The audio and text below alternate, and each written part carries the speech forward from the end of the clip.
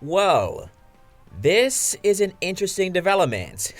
Okay, hey guys, Mark Gamer Dude here. So, in the last few days, we got a pretty big reveal for the IDW comics. And I don't mean arts or character reveals.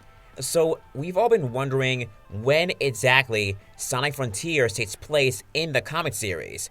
And we all assume that it takes place after issue 83, and it will be a time skip, as in between that time skip, Frontiers would happen. However, funny story about that.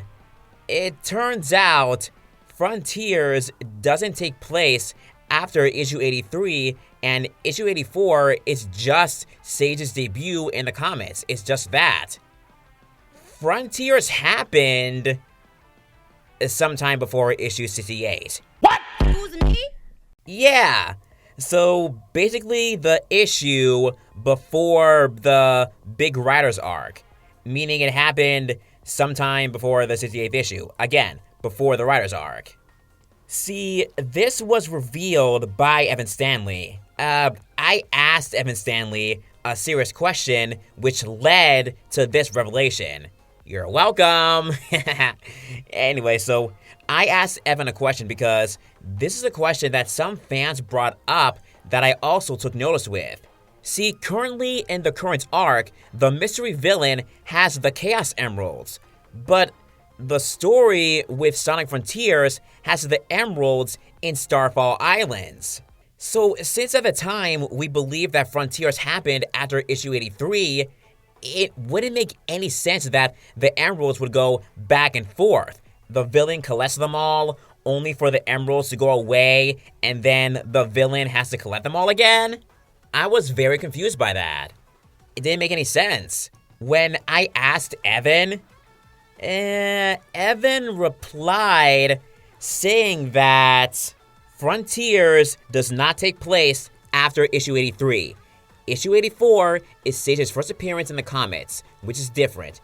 Because of how Frontiers handles the emeralds, it can only take place sometime shortly before issue 68. Even that placement's not perfect, but it's the best place to put it without causing major continuity hiccups.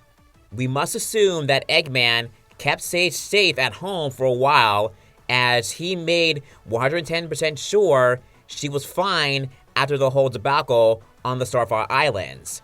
There was going to be dialogue and an editor's note clarifying this in issue 84, but during script review, we were asked to remove it to keep things continuity light. Ian and I knew this would be confusing and frustrating for longtime readers and pushed back, but it didn't work. Hashtag doing the best we can in the moment and getting blamed for stuff that's out of our control. You can imagine how many took this news. We were already post-Frontiers a long time ago. Many fans were not happy about this, as there have been no hints of anything stating that these issues take place after Frontiers. Some even saying how it's weird that there wasn't even a glimpse of Sage, not even once or even a mention of her during this time. And while some can argue that she wasn't really needed to be seen or mentioned as the writer's arc didn't really need her conclusion, some are saying how it is weird that Eggman kept her away for that long.